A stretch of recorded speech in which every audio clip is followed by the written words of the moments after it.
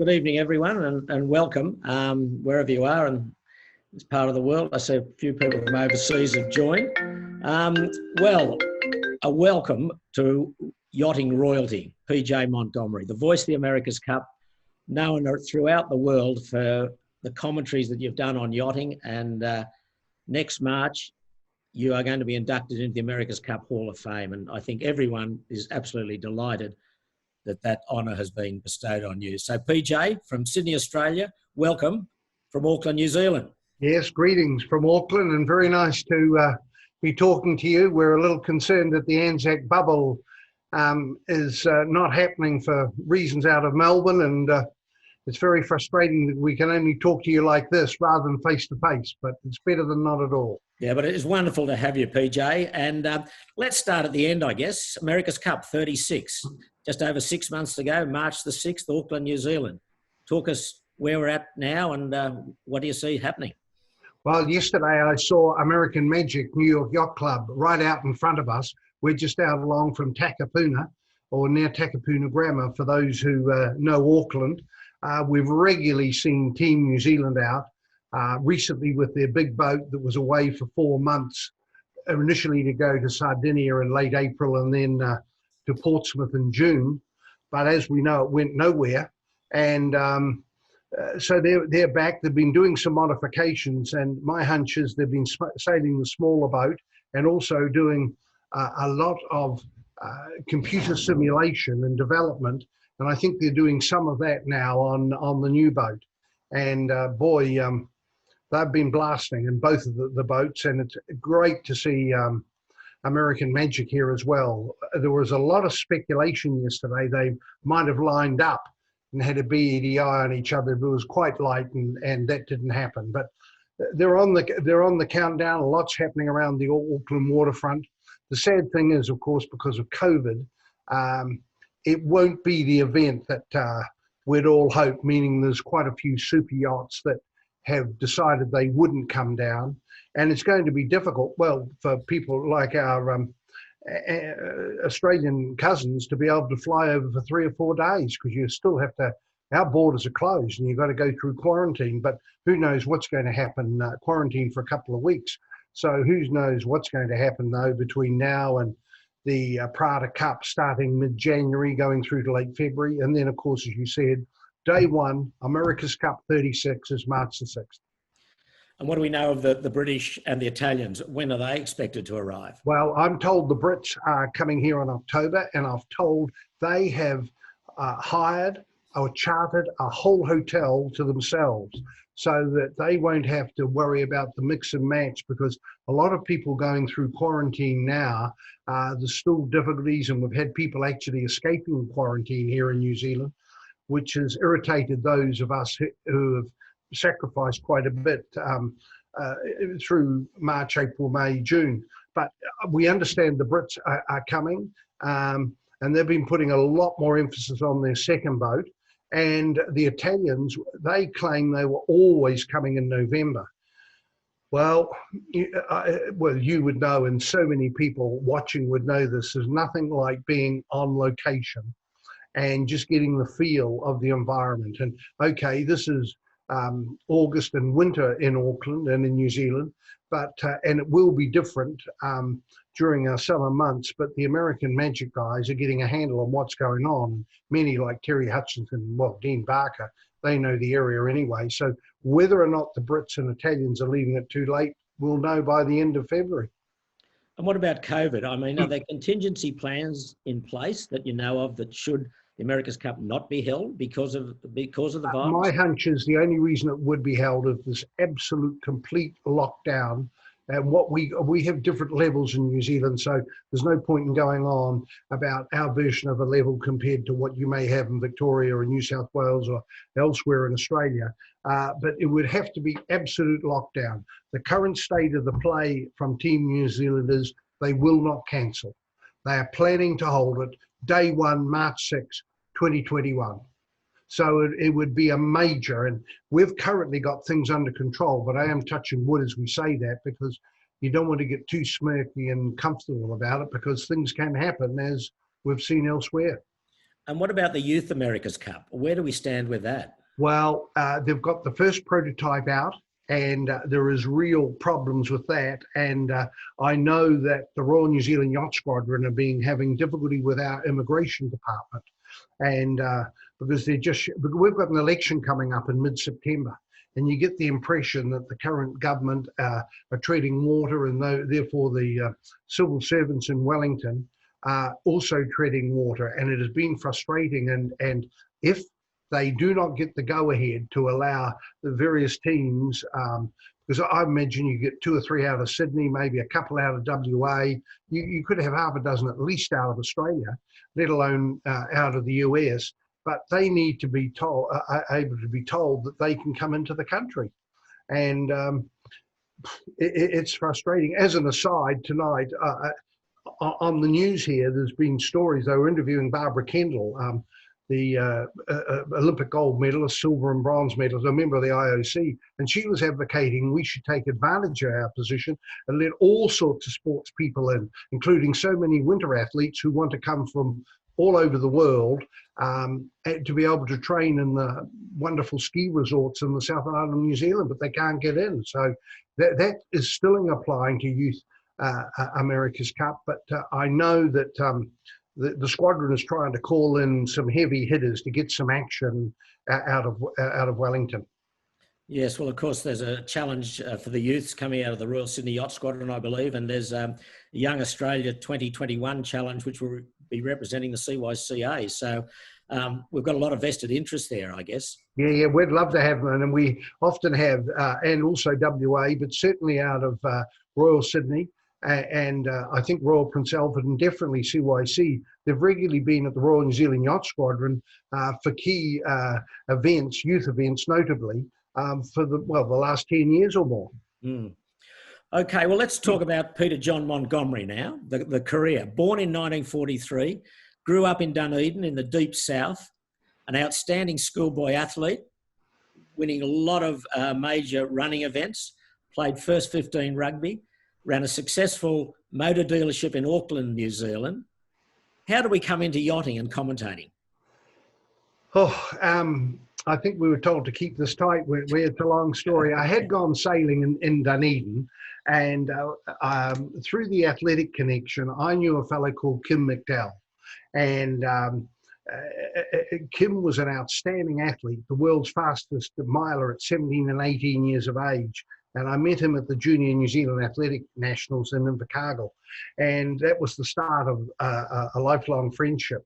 And through another connection who went to school with Kim, he was at university in Dunedin. He said, you must look up a great friend of mine, Rob Fisher, who subsequently became the chairman of New Zealand Rugby. Yep.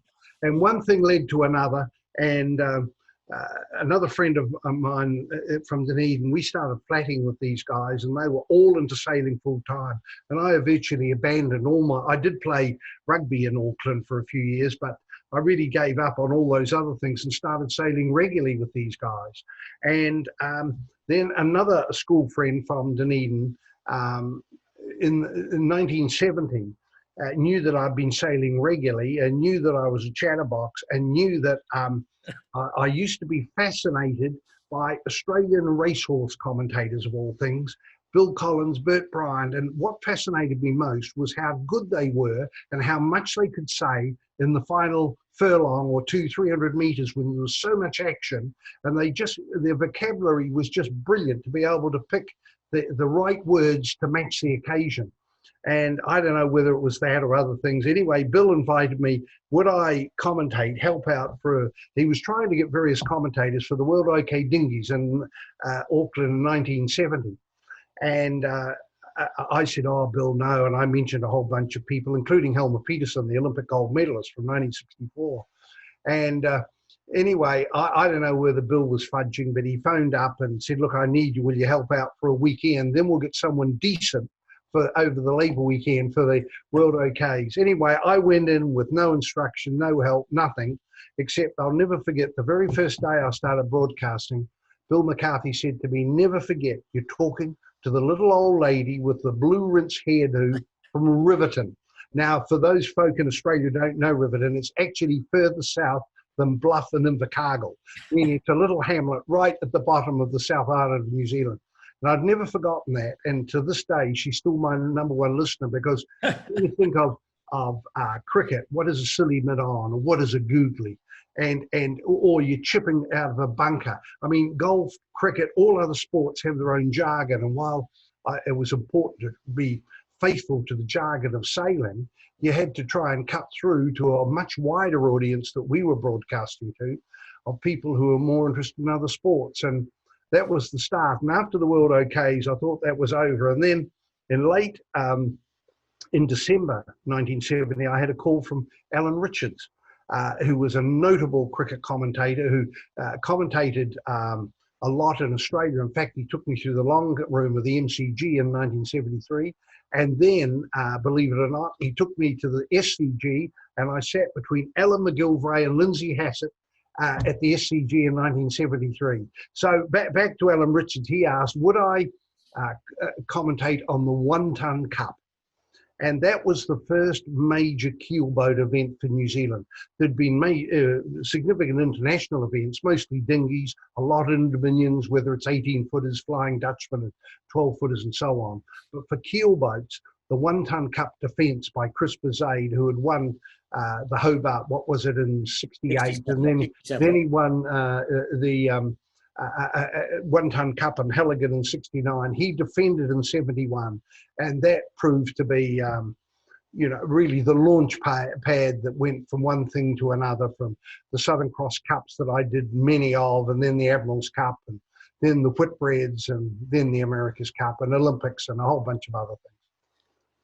I think your first trip to Australia to cover yachting was the 72 1 Ton Cup. It was, yep. Conducted out of the Cruising Yacht Club of Australia. It was, yep.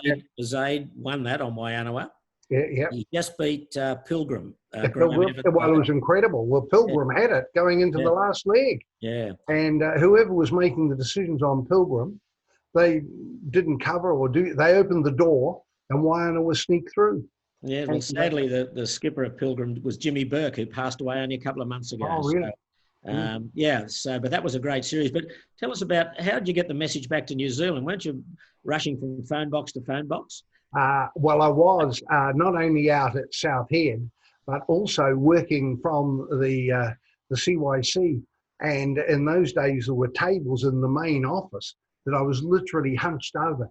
And in those days, we'd have crocodile or alligator clips from a tape recorder. This is all reel-to-reel tapes, or a microphone.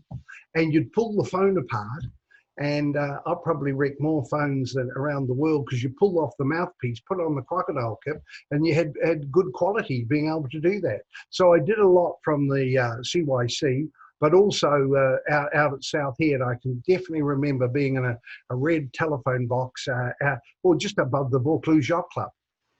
Yeah.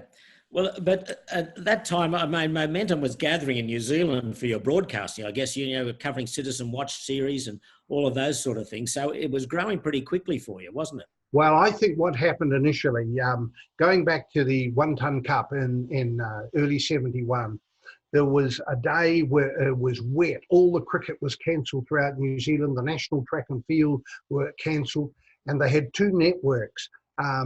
What was called Sports Roundup subsequently became Radio Sport, and another one, ZB, which was the most listened to radio network in New Zealand. And they'd sold all this advertising and had to have the sports coverage, but they had no sport. So here was I with Pop McDowell, father of Kim and Terry McDowell, and we were going wall to wall for hours covering the 1 Ton Cup. And I think the radio broadcasting people got quite a shock that they had a lot of feedback of how can we start advertising, meaning there was a catchment out there of advertising that they had not been able to harness before, and all of a sudden it became flavour of the month. And so then, yes, we tapped in and covered all sorts of things from then, from the 1 Ton Cup, quarter ton, half ton cup, very definitely the Southern Cross races. And then I remember in the 73 Hobart, New Zealand was poised to do back-to-back after 71 with Pathfinder, Runaway and Waianawa. And Bryn Wilson, skipper of Pathfinder back in 71, and Quicksilver, he said, oh, look, we've proved ourselves. Next stop has got to be the Admiral's Cup in '75, of which Team New Zealand duly went to, and they eventually won it. What was that in '77? But then came the other thing, was the start of the. I was in Sydney for the first Whitbread. That was in '73. But for some reason, the Whitbread officials preferred to have a port to themselves rather than competing with the countdown to the Sydney Hobart. And it came to, race 2 came to Auckland in '77, '78. And then the fellow on the right there, we can see Peter Blake. He had his own boat, and Digby Taylor. That was race 3, Saramco in New Zealand. And Blake and I are doing a lot of calls from deep in the South Pacific. And that was just a fantastic experience. And so then the first time the America's Cup, you looked after me, Shippy, here. You might remember this. If Jim Hardy's watching this, Jim Hardy made a famous statement. When that spinnaker wouldn't come down, he said, at a time like this, I'd like to get off the boat. And Ben Lexon said, can I come with you? You remember that? I do. We'll come to that. We'll come to that. But I just want to get back to the 70s. I mean, you were really getting well known throughout the world, and certainly in New Zealand with your commentary. And you mentioned Peter Blake, but it seemed as though the Yachties really took you into their confidence by allowing you to really come into the inner sanctum. And you know, you followed Blake around the world with Saramco New Zealand, the boat that won the Hobart race in 1980 as New Zealand. It couldn't carry the name Saramco because of sponsorship. Yeah. And then you sailed from Hobart back to New Zealand on Saramco New Zealand. And then you followed Blake around the world, going to every port, the start in England. Then they broke the mast on the way to Cape Town. And then I think, is that the year you chartered a plane down off Cape Horn and went out to see? No, I was there in 93, 94. But we went down on Saramco. That was the first time I saw Liquid Himalayas. Yeah. And we'd left Hobart on the delivery. We're actually going to the Auckland Islands, which is around 400 nautical miles south of Invercargill and Bluff. Anyway, it was these huge waves were coming out of nowhere with white crests with my name written on every second one of them. And PJ Blake said, oh, damn this. And so we did a big U-turn going into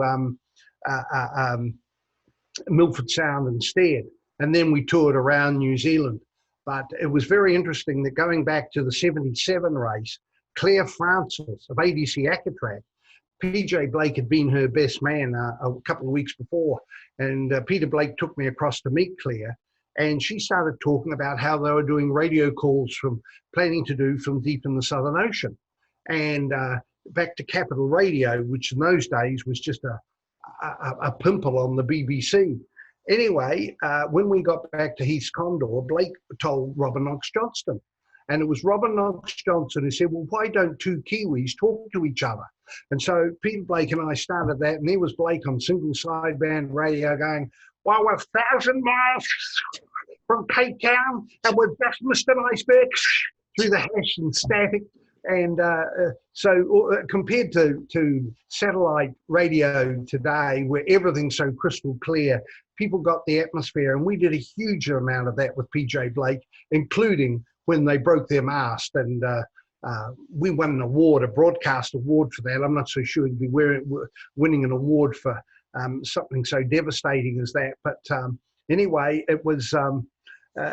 things went from there, and excuse our modesty and blushes, but in any way, PJ Blake and I set up the template for reporting in what has become the Volvo, now the Ocean Race. Yeah, but you've got a good record with the Hobart race. You've raced twice and you've got 2 line honours. Yeah, I was. Well, in '84, I was on Lion New Zealand. Yeah. That was the worst 3 days of my life still. We went under more than over. My dear wife, Claudia, was coming home to see our young daughter. And when after the first day, you couldn't see a lion. It was more white caps, rather similar to right behind you. So she couldn't get the Hobart quick enough to make sure I was there. But it was just, Blake was brilliant as a leader then, and there was some really good sailors on board. And Sir Tom Clark was on board as well, and that was a great experience. And then I sailed with Grant Dalton and his team on New Zealand Endeavour in the 93-94 race. And that's when I really got educated, when you took me to that hotel in Hobart, where it had a big sign, those who dance on the bar do so at their own risk. I've never forgotten it. Well, that was brought in to remember Sidney Brown, who was a famous New Zealand yachtsman who was a great tap dancer in his day. That's another story for another day. But let's focus on Blake because he had such an influence on New Zealand and world yachting.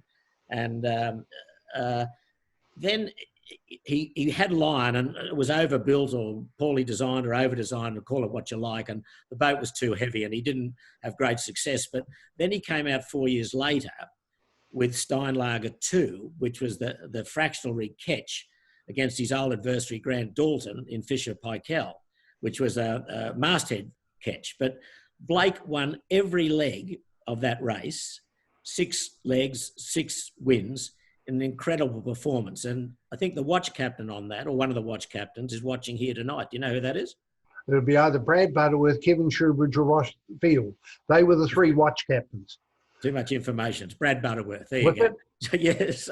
So tell us, what was Blake's success in that Whitbread race? I think it evolved that Peter was always very good with people. And I once joked to him that of all the crews he had, maybe he had a couple of duds, and I reviewed my opinion on one of those people later. But he was able to get good people. And very quickly, I sailed in the Fastnet just before that, the start of that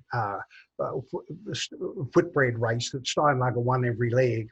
And there we were out off the Fastnet Rock, and Fisher and Paykel was leading by maybe a couple of nautical miles, maybe 3.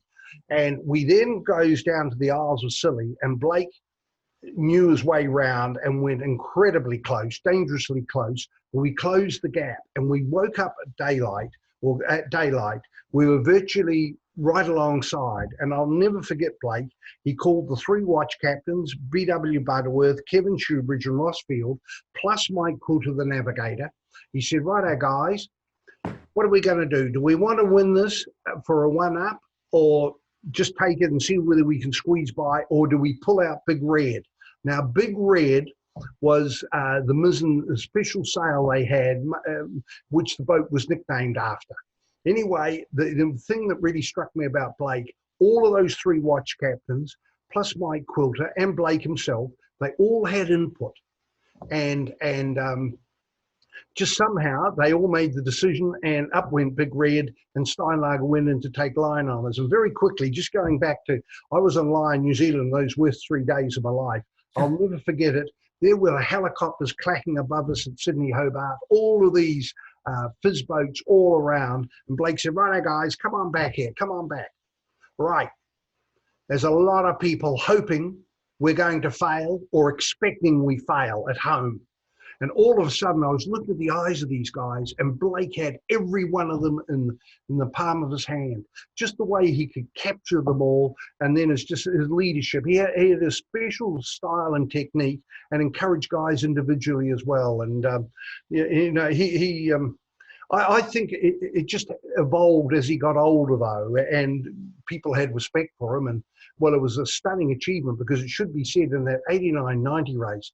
Boy, oh boy, the competition, there were 5 or 6 outstanding maxis, and those guys had really, Steinlager did well to win 1 leg, let alone win the race, let alone win them all, because the competition was really, really formidable. Talk us through the finish in the Auckland leg. I think it was Fremantle to Auckland. They were both side by side going around North Cape at the top of North Island. Yeah, they were. Well, then it became a little bit controversial for you, I think, or it was rumoured to be controversial about the finish. Talk us through what happened at the finish. Right. Well, Bill McCarthy and I got up very early, and we went up to a friend, John Street, at Bucklands Beach. For those who know Auckland, there's an island called Kaua Island. And we went out to meet the boats coming just north of Kaua Island. And at this stage, Steinlager was leading, but Fisher and Paykel was closing down, and they had some really good sailors on board, really good. And they were really closing in to the point that They were virtually alongside. And part of coming back to what we had set up with radio communications, we'd also set up in those days without mobile phones, VHF radio car frequencies, which you would have had in Australia as well. The various radio stations would send people out and be able to do a report on a fire or a sports event or something else live. And so we had this very good quality. And Mike Quilter, the navigator on Steinlager 2, was sitting down at the navigation station and waiting for a cross just to give an update. We were talking to various crew on both boats from, well, Whangarei down, really, from daybreak down. So at least 100 nautical miles out from Auckland. And all of a sudden, this talkback caller came on and said, well, those guys better watch out because the wind's changed here in the Waitakaris and Titirangi. So for those of you who don't know, that's over in the western suburbs. And there's a strong southwesterly blowing now. Quilter picked that up like a flash and he immediately relayed it to PJ Blake. And Blake looked out to the west because they were getting powered by a northerly. And out off the end of Whangaproa Passage came this rain, a squall, and it was just like going into a tunnel. All of a sudden, it was black. And Grant Dalton and his team just couldn't get their spinnaker down. And I think some people thought, when you say controversy, that I was giving PJ Blake assistance. I wasn't doing anything of the sort. I was alongside in a rubber ducky with McCarthy, who came a hell of a cropper and hurt his back, and John Street had a divorce from one of his daughters because she wanted to take it carefully, and John Street and I wanted to keep going. And anyway, we did, and Blake was able to pull that off. But boy, that again came back to the crew and the people, and it wasn't all just PJ Blake. It was the guys around him, and not only BW Butterworth, who's watching now. There were other really, really good sailors on board Steinlager, and that was a key thing that Blake was able to attract some super sailors who have, well, many of them have gone on to be double winners of the Whitbread, Volvo, and or America's Cup, and you know, a whole bunch of them won the America's Cup. Okay, well, let's move on now to where you really made your name worldwide in the America's Cup. So let's start. You mentioned 1980. Let's start in 1980. The first cup you covered. New Zealand weren't there. How did that come? Well, I happened to have a very good friend called Peter Shipway, and he knew and you looked after me, and I set me up staying at the Viking Hotel, and that was fantastic. Introduced me to Ian McIntosh from ABC Radio, and I was able to, where he had a roll radio set up, and I was able to stay in a room there. I'll never forget you showing me around the base, and I was looking in the sail loft, and this harsh voice, what are you doing in here? Get out of here, in language I'm not going to use, but use your imagination. It was Warren Jones, who I subsequently became good friends with later. But boy, oh boy, thankfully you came to my defense. But the thing I remember mostly out of 1980 was, I thought I'd be supporting Australia forever. One, New Zealand couldn't afford to be there. Two, they did not have the experience of sailing big, powerful boats. And even the 12 meters at that stage were, you know, bigger than what most New Zealand sailors had been involved with, and the technology. But you can only need to tell any good red-blooded Kiwi anything about Australia. If the Aussies can do it, then so can we. And so after that fateful day, what was it, September the 26th, 1983? Yeah. And Australia 2 pull off that stunning, stunning, stunning victory. Then it's put a bomb under the America's Cup and actually made it more popular and made it a better event rather than what was happening at Newport every year. And so I think I just love that 1980 experience going down. I never got over the fact that they called Thames Street Thame Street. But, and well, you know, the mansions. You God, mentioned the cottage. It was just, I loved it. I loved that whole experience. Well, you mentioned our skipper that year was Sir James Hardy, and I spoke to him yesterday, and I know he's watching tonight. He said to pass on his very best to you. Wonderful. Yeah. On memories of that. And then 83, of course, we won. And then we moved to Fremantle, 87, and the Kiwis decided to really get into it with a fiberglass 12 metre. Yep. Well, I think what happened for a start, that people couldn't believe it, that the current Commodore of the Yacht Squadron, a guy called Don Brooke, actually you would know Don or your father, you know, the whole family connection. Yeah, he had a call from a guy called Sir Don Rowlands. or in those days, he was Don Rollins, known as Mr. Rowing, who was, key in getting the world rowing champs to New Zealand a couple of times. And he got a call out of it from, I'd like to talk to someone in the Royal New Zealand Yacht Squadron. I want a challenge for the America's Cup. And this is a bloke called Marcel Faschler, a Belgian-born businessman based in Sydney. Anyway, long story short, the deadline, they made the deposit. And then soon after, his circumstances meant that he couldn't continue. So a bunch of keen sailors tried to pick it up, but they just didn't have the money. And I know Alan Sefton and Ron Holland were too. Michael Fay continues to blame me that I was the guy that talked them into costing so much money. But I certainly did talk to Michael Fay a few times, and maybe between the three of us convinced that perhaps he should take over and here's a new challenge, Michael. And he did, and really came into it. And part of that, Michael was then, let's do something different. And and the Kiwi ingenuity that we've seen subsequently in various ways, including the cyclors and the foiling, the foils last go in Bermuda, they came up with the fiberglass boat. But they had the guys from Lloyd's of London, two of them, watching every move. But subsequently, Tom Whidden, who we've got to know well, was telling us the story that there he was driving in Fremantle with Dennis Connor. And he said, I'm worried about that New Zealand boat. It's fast and it is very, very well sailed. And Dennis Connor driving goes, okay. And he never really responded. And Dennis said, leave it to me. The next night at the press conference, Tom Blackwater made a comment, and then Dennis, well, why would you want to build a fiberglass boat unless you wanted to cheat? I wouldn't have said that. And it put a bomb under it. And Michael Fay became so indignant, and it was a lesson in life that Michael, his integrity had been challenged, and the New Zealand challenges integrity. And Michael got so uppity about it. I think he took his eye off the ball and keeping the boat going and fast. And, the mind games, there were a lot of lessons out of Fremantle, and that was one of them. Well, the fiberglass boat, the skipper was Chris Dixon. Talk to us about Dicko. Well, he was a talent, a real talent, and he had done very well. You talked about the Citizen Watch match racing, and that happened. It's a very long story, but I was sort of involved in the embryo of that way back, including with Warwick Brown and the sponsorship. And we had all of the big names, you name any of them except Dennis Connor, from Ted Turner to Paul Elvstrom. And 1 year, I think there was Jim Hardy, Ben Lexon.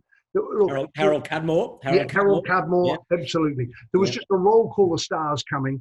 And Chris Dixon, as a bright, talented young kid who had won 3 World Youth Championships, got into this. And with the help of his father, he really got on the pace very quickly. But also what it did help do was bring a lot of the crew up to standard. And but Chris was talented. He was still only 24.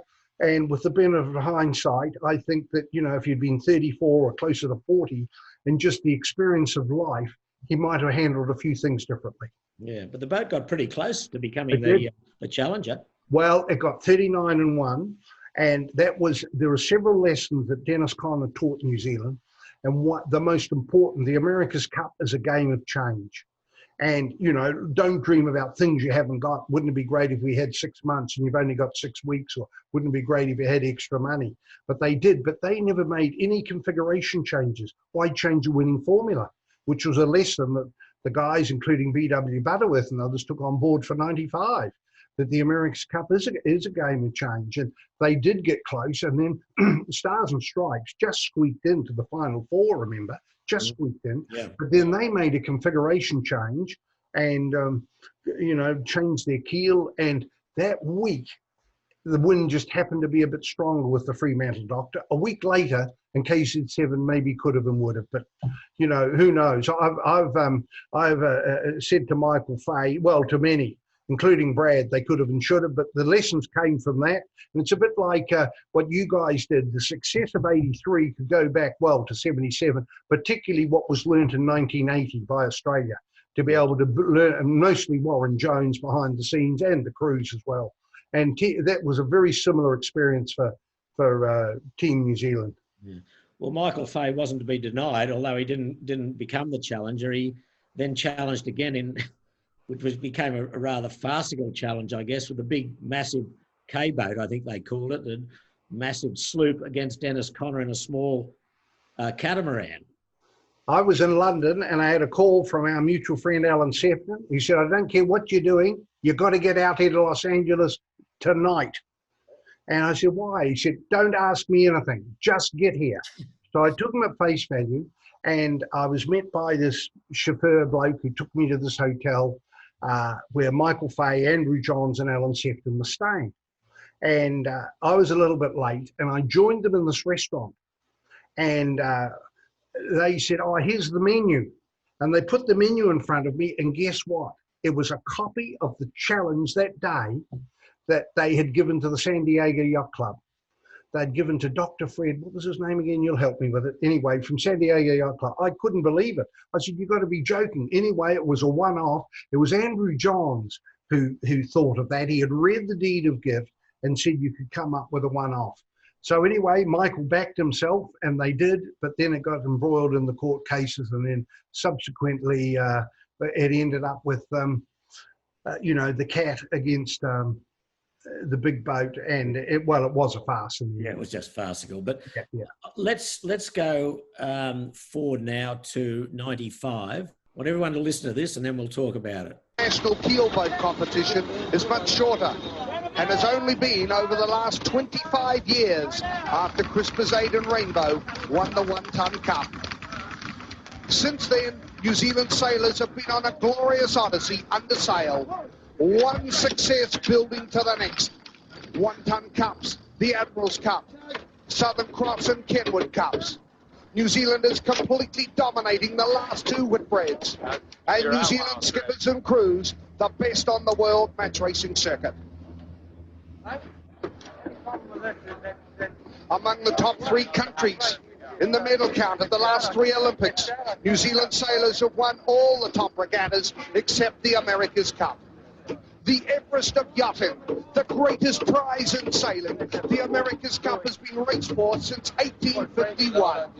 But New Zealand has only been trying to win the old mug for 8.5 years. After Michael Fay picked up the challenge, now, after 4 America's Cups, this is the 167th race by a New Zealand crew. And after the controversies and disappointments of 87, 88 and 92, for New Zealand, it really is this time. For 1995, the New Zealanders have learned from the past, and the key to the stunning victory is not only the magnificent crew, but the outstanding group ashore. The boat builders, the designers, the sail makers, the spar makers, all focused and determined to win. In the last 20 years, the America's Cup has been dominated by Dennis Conner, who has set the standard. Now New Zealand's great rival is about to be the first man to lose the cup twice. This time, beaten by Team New Zealand, who have taken this game to a new level and so reach remarkable standards. 12 years ago, the call went out to stay Stand Up Australia. Now in 1995, it's Stand Up New Zealand. Black Magic is about to sail to an unprecedented 5-0 win and convincing victory. The America's Cup is now New Zealand's Cup, and for only the second time in 144 years, the most illustrious and elusive of prizes in sailing, international sport's oldest prize, leaves the United States, this time to a different down under, New Zealand! That's it. Oh, he's fucking fantastic. Now, joy and delight for Peter Blake, Russell Coots and the team, because finally, New Zealand really has something to shout about. You sound a bit excited there. Were you excited? I was trying to contain it. One of the things was there was such a huge spectator fleet, and we were moving all the time on the vessel we were on the water. And the US Coast Guard were pushing people around, and we're just trying to keep control. And as much as anything, trying to build up, I was trying to make sure that whatever I was going to end up saying was in sync with the boat as it was going across the line. So I was as much concerned with that. But, well, I mean, the thing I tried to do was give a summary of the New Zealand's involvement in the Cup all that time, and the disappointments, and finally pulling it off, and what a stunning achievement it was. And well, it was a stunning bit of commentary. I mean, you know, the America's Cup becomes New Zealand's Cup is legendary now around the world. So I think everyone would agree that was an outstanding piece of commentary. Did you pre-program that at all? Or would it just I woke up that morning and I wrote down key points, how many competitors, New Zealand's involvement, just bullet points. Yeah. But it was down the final leg that I was starting to think, boy, this is close. I didn't want to preempt anything and bring bad luck. But and it sort of all came together in the last moment. But as I said, I was trying to work out when they were crossing the line as well. Yeah, wonderful. So anyway, the cup came home in absolute triumph. It was lauded around New Zealand as one of the great sporting achievements for New Zealand. And then the first defence was in 2000. Yep. And that was a solid defence there. Oh, it was. I mean, they had worked very well and knew what they were doing. And NZL 60 was, well, it was a league above Luna Rosa Prada and Francisco De Angelis and his team. And I think they were overawed, and they may have left some of their best shots on the water, say, against Paul Kayard and some of the other challengers. And really, Team New Zealand of 2000 were a league above, definitely. I want to talk about now one of the big upheaval stories in the world of yachting came when skipper Russell Coote, tactician Brad Butterworth decided to leave camp and join a Lingy and challenge for the America's Cup. What's your take on all of that? I'm sure you've got the inside stories. Some you might be able to say, and some you might not. But just give us an overview. I mean, that really shocked the yachting world. I know it shocked certainly the people of New Zealand, yachtsmen and non-yachtsmen alike. Well, yeah, it did, and it came out of nowhere. I think in many ways that part of the Team New Zealand back in '95, they were all in one building, all around the same water cooler. They could all see each other. But Team New Zealand had a split operation in Halsey Street, which is a main road going down by the Viaduct Harbour. And the sailors were on one side and the administration on another, and somehow they just grew apart. And I think, I think Russell was allowed to think things that, you know, he went on and wanted to do.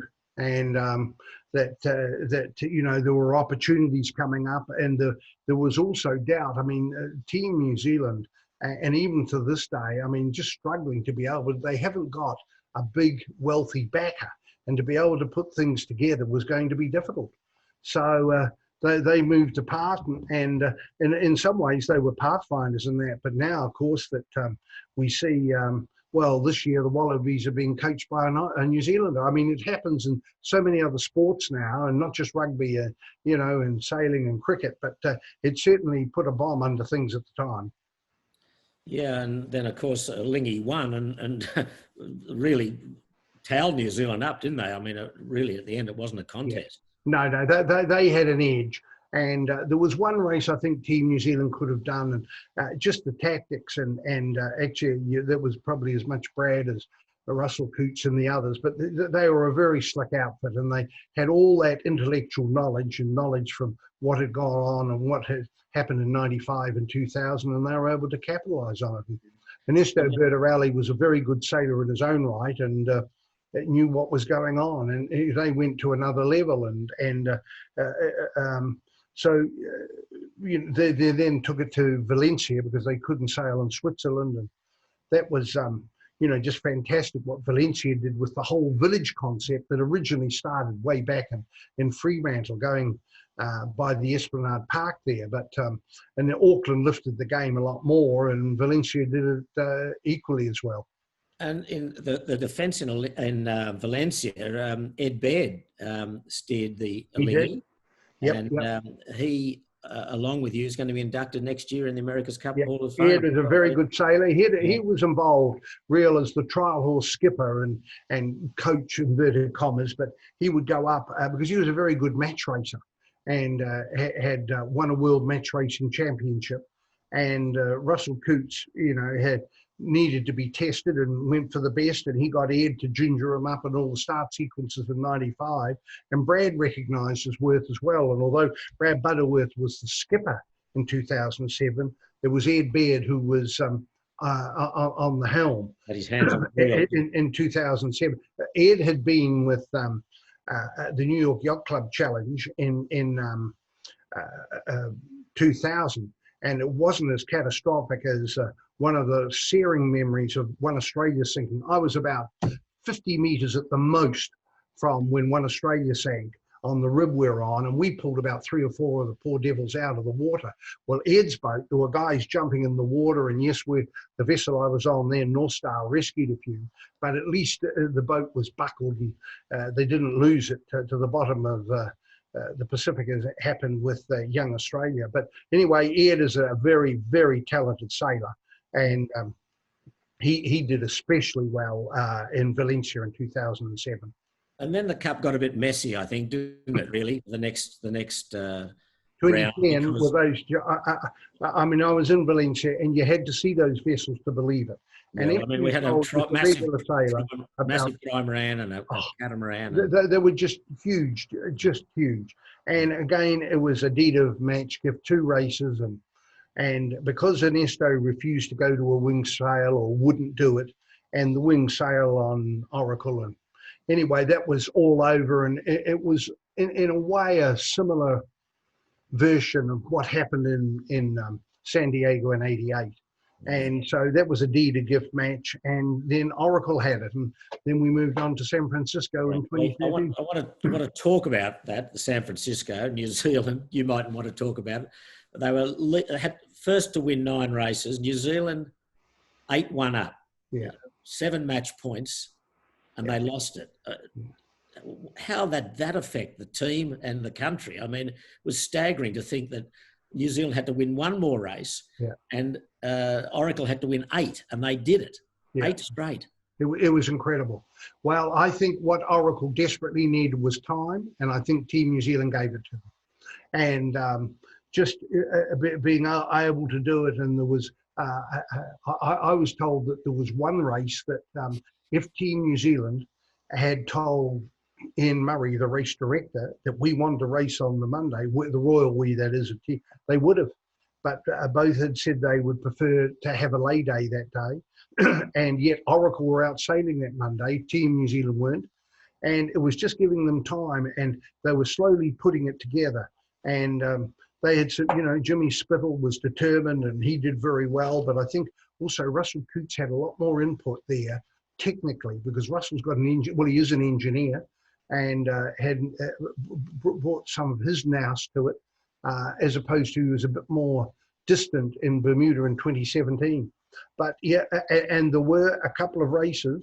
There was one I can think of where Team New Zealand, it was 1 minute to the shore or out to the island, about 3 minutes, and Team New Zealand went the long way. They were in the leading in the second last leg of the race, and there's still about 4 or 5 races to go, and Oracle was able to get by. It was, I think some people still haven't got over it.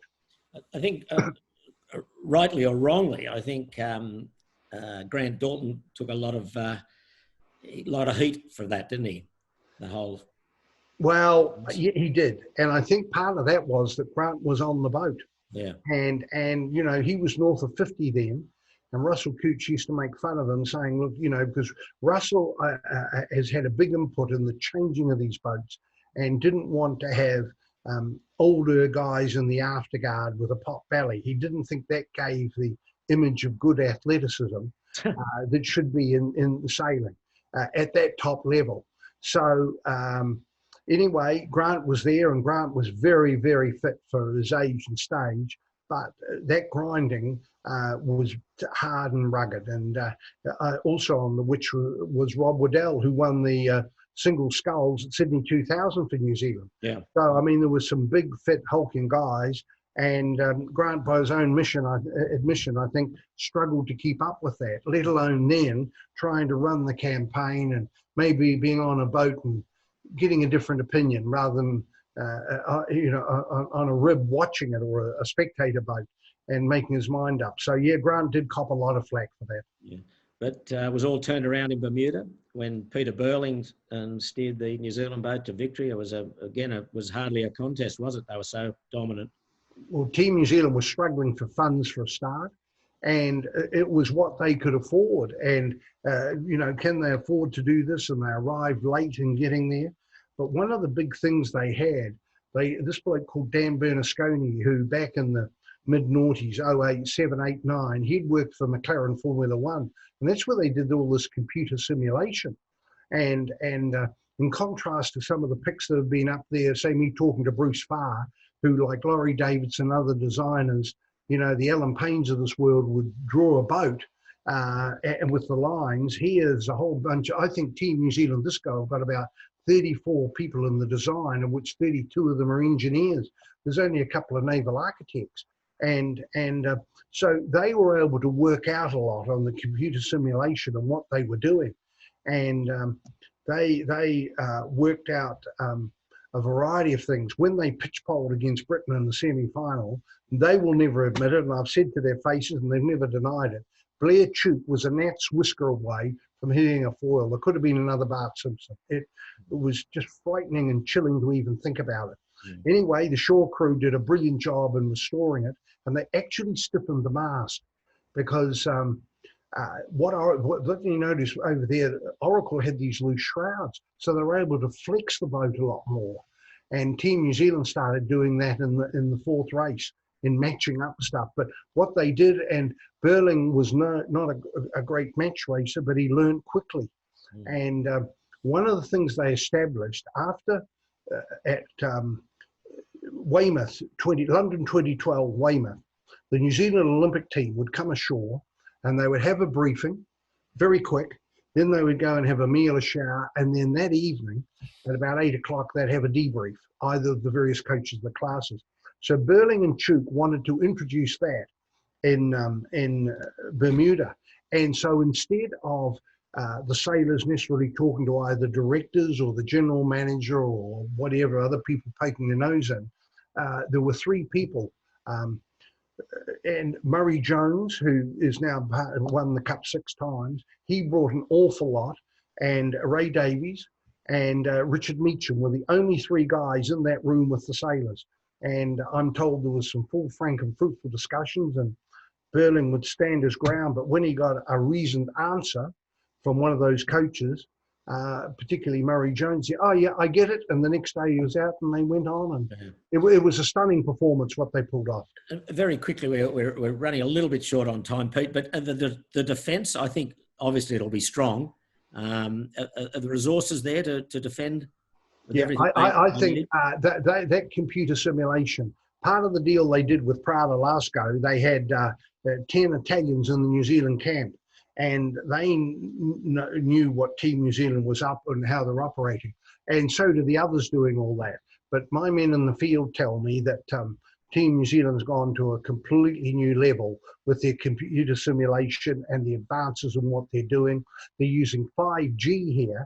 And so out on the water right in front of us, they're transmitting everything that's happening back to master control, and the engineer designers either on a rib or back at master control. So let's try this. And we see the boat just standing out there for 20, 30 minutes and adjustments made, and off they go.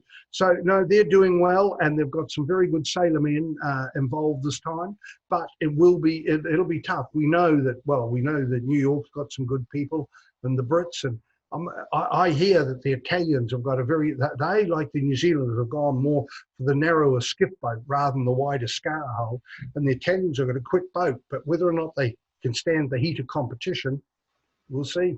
Yeah. Well, 1990, New Zealand Yachtsman of the Year. 1995, an MBE presented by the Governor-General. Proud moments for you? Well, they were very, yep. My mother was, my father was there for the Yachtsman of the Year, and Mum came up for the MBE, and Claudia and our family were there. No, they were great. I mean, that's just been all sort of things that have happened, but it's all been part of the thing. You've even had a book written about you. Yeah. Dear, I did. Oh well. By your old mate Bill Francis. Yeah. Well, Bill got me at a soft moment. But it's not just yachting. I mean, you've been involved. You've obviously been to the Olympic Games to cover sailing there, but there's been, rugby has been a big part, and you've met a lot of different people around the world. Yep. A couple of photos we might try and show here and Yep, see yep. if we can Yep. give a quick backstory to these. While you're picking them up, the first Olympics I went, Montreal 1976, and I actually commentated on Bruce Jenner, believe it or not, Right. winning his Olympic gold medal. That's Richie McCaw. And Is he the bloke that used to cheat all the time? The brilliant All Black captain and number 7. And Yeah. he was great at the breakdowns, and he played 149 tests for New Zealand, and Yeah. still very humble, a brilliant player. And I was involved doing an interview for 90 minutes with Muhammad Ali. He came down to New Zealand for an exhibition. And it's a very long story how it happened, but that was the day after the interview. And it was a special occasion to meet him. He was bright, intelligent, witty, funny. Everything that you know of Ali was true. Yeah. Well, I know your other passion is rugby, and you were a sideline commentator for many, many years, primarily at Eden Park in Auckland. And, you loved your rugby, and we saw there with Richie McCaw, you got close to the players. You often said, I'm inside the scrum with them, and you're right on the sideline. But I thought it was appropriate that I just read a little bit out of your book that when you chose the All Blacks your last test at Eden Park in 2014 against the Wallabies, at the All Blacks press conference after the game, the All Black coach, Steve Hansen, now Sir Steve, insisted on the last word. He said, just before we go, there's one thing I want to say. Peter Montgomery, this was your last game on the sideline tonight. Just on behalf of the All Blacks, we would like to congratulate you on a fantastic broadcasting career in rugby. For someone who can make yachting exciting, and I'm not sure if you're finished in that yet, but if you are, take a bow, because you've made a radio come alive for many, many people. So thank you for what you've done. So there you go. What a nice endorsement that is. Yeah. It was. It was very flattering and came out of nowhere. Yeah. I just love being on the scrum, the stories I could tell and the things I've heard on the sideline. But this is a family show and I can't go any further. But it was a very, very privileged position and I never took it for granted. But just one quick thing to end. Where do you see the America's Cup going? You know, this year we know the boats, big foiling, mono hulls. What's the future, do you think? I hear that if New York win it, they'll go back to a monohull. Now, foiling or non-foiling? Foiling, not foiling necessarily. A big canting keel, a big 90-footer. And I remember actually was it in Valencia when Russell Coots announced what he was doing? I said, I'm surprised you didn't go for an RC-88. You know, like an inshore Volvo boat with a canting keel and having more crew because it's getting harder and harder now for sailors on the limited numbers on these boats. I mean, I just wouldn't know. When you think of Australia Freedom 1980 and then Australia 2 and Liberty and subsequently then KZ7, Kookaburra and Stars and Stripes and all of that, and where we've got to, I just wouldn't know where we'd be in the next 20, 50 years. I know a lot of people, and I think in a way they're almost trying to deal, rather than to sailors and the sailing fraternity and community, trying to get in a new audience of all the smash stuff, going fast. But to me, what it misses is the dial-ups and the intellectual games and the start sequences. And there's never a beat with the tacking jewels you see now, we used to see. I mean, it's spectacular and it's exciting, but I think sailors' attention spans are actually longer than 25 minutes or 30 minutes. So in fact, they were under 20 minutes in Bermuda. It was just slam, bam, thank you, ma'am. And look, you some of the races you were involved in Newport and even Fremantle, they were over 3 hours. Yeah. And you remember the Bond Kookaburra match and then protests all at night. It was, you know, that wasn't right either. But, you know, a race for about an hour and a big boat with about 15, 18 people would be good. But I don't think it'll happen because now you've started on this crazy ride on foiling and where it's going. Yeah, yeah. All right. Well, look, Pete, it's been absolutely wonderful. And I mean it sincerely. Congratulations on the nomination for the America's Cup Hall of Fame. I think it's thoroughly well deserved. Yeah. I think yachtsmen around the world would join with me in congratulating you. Yeah.